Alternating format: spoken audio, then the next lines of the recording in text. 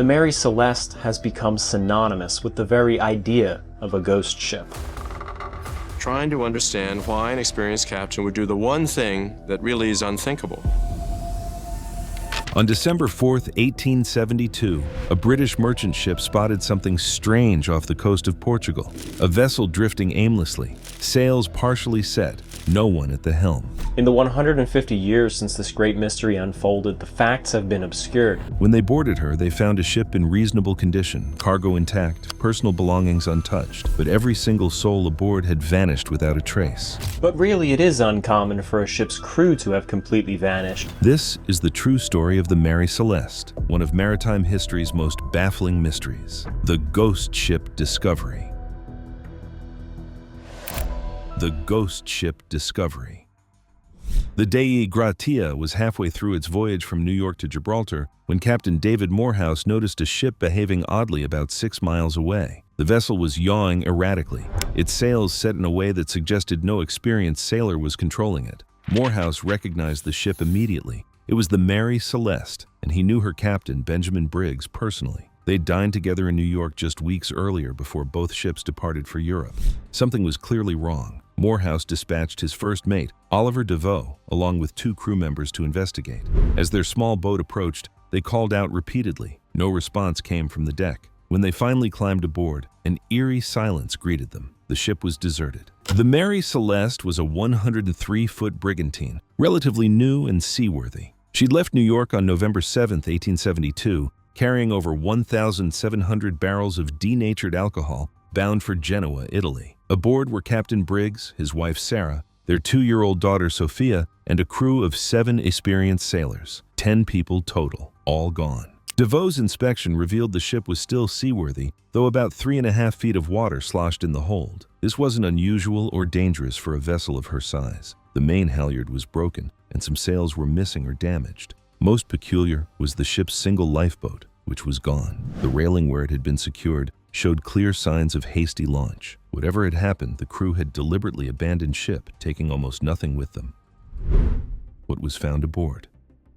The real mystery deepened when DeVoe and his men cataloged what remained on the Mary Celeste. In the captain's cabin, they found Benjamin Briggs's personal effects undisturbed. His watch still hung on a hook. Sarah Briggs's jewelry box sat untouched. The child's toys were scattered about as if Sophia had just been playing with them. A half-eaten breakfast remained on a table, though the food had long since spoiled. The ship's cargo of 1,701 barrels of commercial alcohol appeared intact, though 9 barrels in the hold were later found to be empty. This detail would become crucial. The ship's papers and navigational instruments told a partial story. The last log entry was dated November 25th, 9 days before the Dei Gratia found her. The entry was routine, noting the ship's position near the Azores. Nothing in Captain Briggs's neat handwriting suggested distress or concern.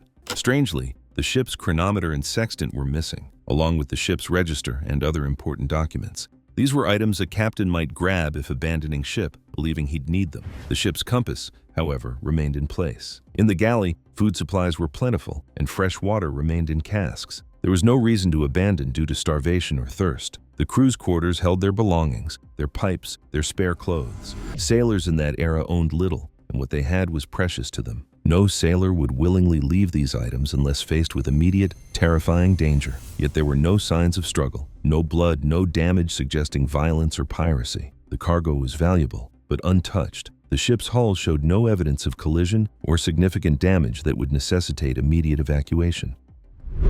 The crew that vanished. Benjamin Briggs was no inexperienced sailor prone to panic. At 37 years old, he was a master mariner from a seafaring family, known for his competence and level-headedness. He was part owner of the Mary Celeste and had specifically chosen his crew with care. These weren't desperate men scraped from dockside taverns. They were skilled, reliable sailors with good reputations. First mate Albert Richardson was experienced and trusted. Second mate Andrew Gilling was a Dane with years at sea. The crew included 2 Germans, a seaman from New York and a cook. By all accounts, they worked well together. There'd been no reports of conflict or mutiny brewing. Captain Morehouse later testified that Briggs had been in excellent spirits before departure, looking forward to showing his wife and daughter the Italian coast. Sarah Briggs was an unusual passenger for such a voyage, but not unprecedented. She'd sailed with her husband before and was reportedly comfortable at sea. Their daughter Sophia, would be experiencing her first Atlantic crossing. The couple's older son had stayed behind in Massachusetts to attend school. That decision may have saved his life. The crew's disappearance was total. No bodies were ever recovered. No debris from the missing lifeboat washed ashore anywhere in the Atlantic. It was as if the 10 people aboard simply stepped off the ship into oblivion. The waters near the Azores, where the last log entry was made, could be treacherous, but the weather on November 25th had been noted as fair in that final log entry. Early theories and wild speculation. The mystery of the Mary Celeste captured public imagination immediately, and theories multiplied like weeds. Some were plausible, most were not. The newspapers of the day ran wild with speculation, each story more sensational than the last. Pirates, sea monsters, supernatural forces, all were proposed as explanations. One theory suggested mutiny, with the crew murdering Captain Briggs and his family before escaping in the lifeboat. But this made little sense. The cargo was untouched and valuable. Why would mutineers flee in a small boat rather than sail the Mary Celeste to a port and sell her? Plus, there was zero evidence of violence aboard. Another popular theory involved alcohol fumes from the cargo. Perhaps the crew got drunk or were poisoned by vapors. The problem? The alcohol was denatured, making it undrinkable, and the barrels were sealed. While fumes were possible, there was no evidence of fire or explosion that might result from ignited vapors. Piracy seemed unlikely for similar reasons. Pirates would have taken the valuable cargo and ship, not just the people. Some theorized that the crew encountered a giant squid or waterspout that frightened them into abandoning ship, but experienced sailors like Briggs would know that staying aboard a sound vessel was always safer than taking to a small lifeboat in open ocean. The most fantastical theories involved paranormal explanations or Bermuda Triangle-style phenomena, despite the ship being nowhere near that region. These theories sold newspapers, but did nothing to explain the physical evidence. What was needed wasn't wild speculation, but careful analysis of what had actually been found aboard the Mary Celeste. The alcohol cargo connection. The answer to the mystery likely lies in those 9 empty barrels of alcohol. Modern investigators have focused on this detail with good reason. The Mary Celeste was carrying 1,001 barrels of denatured alcohol, a form of ethanol made poisonous with additives so it couldn't be consumed as drinking alcohol. This cargo was bound for fortification in the Italian wine industry. The barrels were made of red oak, while the rest were white oak. This matters. Red oak is more porous than white oak, allowing vapors to escape more easily. During the voyage, pressure would build inside sealed barrels due to temperature changes and the natural off-gassing of alcohol. Those 9 empty barrels were found with their lids off. Here's what likely happened. As the ship sailed through varying temperatures, pressure built inside the more porous red oak barrels. At some point, possibly during a temperature spike, 1 or more barrels popped open or ruptured. The sudden release of alcohol vapor would have created a loud bang and possibly visible fumes rising from the hold. In 2006, a documentary crew worked with scientists to recreate the conditions aboard the Mary Celeste. They built a scale model and simulated what happens when alcohol vapor suddenly escapes from a confined space in a ship's hold. The result was dramatic. The vapor ignition caused a significant explosion of flame that shot out of the hold. But critically, it was a cool flame that burned off quickly without causing lasting fire damage or scorching. To someone witnessing this from the deck, it would appear the ship was about to explode catastrophically. Captain Briggs, seeing flames shoot from the hold where 1,700 barrels of flammable liquid sat, would have faced an impossible decision. He would have had seconds to act, believing his ship was about to become an inferno with his wife and child aboard. Why they abandoned ship.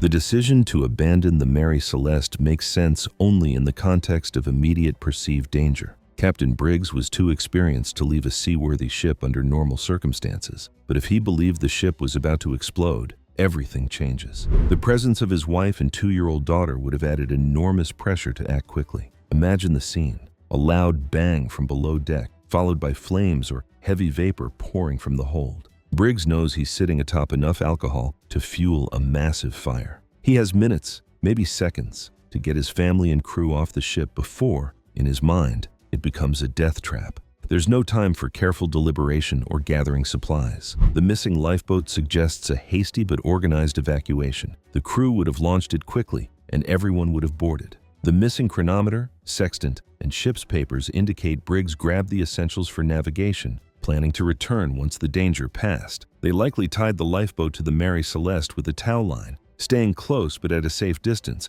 waiting to see if the ship would explode or burn. This explains why so many personal items were left behind. They weren't abandoning permanently. They were evacuating temporarily until the danger passed. Once the smoke cleared and no explosion came, they would simply climb back aboard and continue the voyage. It was a reasonable plan given what Briggs believed was happening. The weather conditions on November 25th were noted as fair in the log, but the Atlantic can change quickly. What Briggs couldn't have known was that the flame from the alcohol vapor was a cool, fast-burning flash that posed no real danger to the ship. There was no actual emergency. But from his perspective, with responsibility for his family and crew, taking to the lifeboat was the only rational choice.